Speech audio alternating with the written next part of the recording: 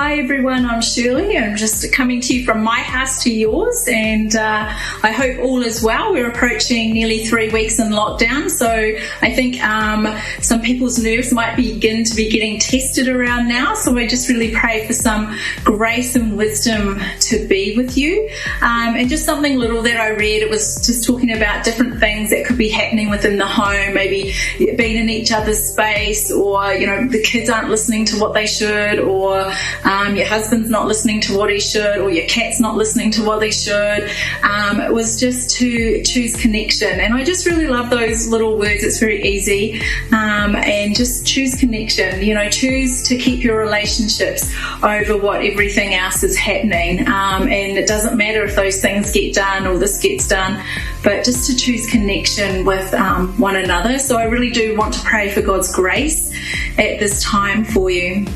I have to admit, 2020 was supposed to be a lot different than what it is at the moment, and even for myself, I had some plans and dreams and how I wanted the children's ministry to look, and then from the moment we went into lockdown 4, it's completely changed, and I've had to learn new ways of doing things. Part of that process for me has to be let go and to allow that grief to come of what you had planned and now what is no longer. And I am sure some of you may be experiencing that grief for your own lives as well.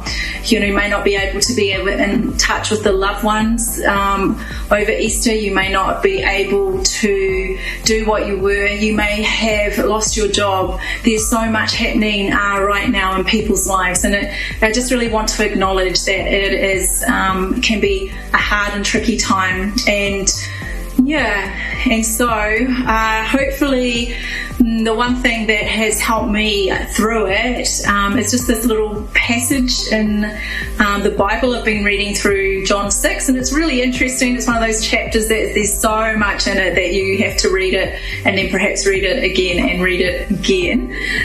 But Jesus was talking about how he was the bread of life, and some of his teaching was really hard.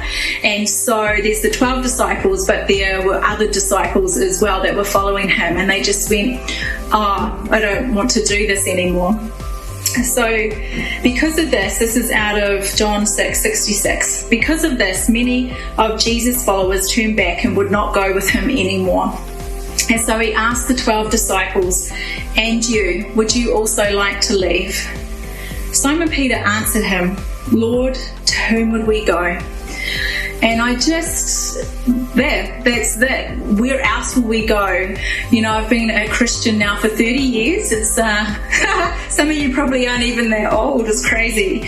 And there's been high highs and low lows, but through it all, Jesus has always been there. And where else would I go? And so I just encourage you. It doesn't matter how you're feeling. I know some of you may not want to be having your quiet times at the moment, or pressing in through worship, and that's okay. God knows us in our humanity, but for all of us, that he is with us and that he loves us. And I just really pray for a real grace to be upon you all in this season. We are all going through different things, and it's certainly some might be just excelling in amazing things, and some, haven't even cleaned the house much, honestly. I've got friends that are cleaning everything, we're all in different places. So I just really want to encourage you. Where else can you go? And whom else shall we go to? There's no one but Jesus.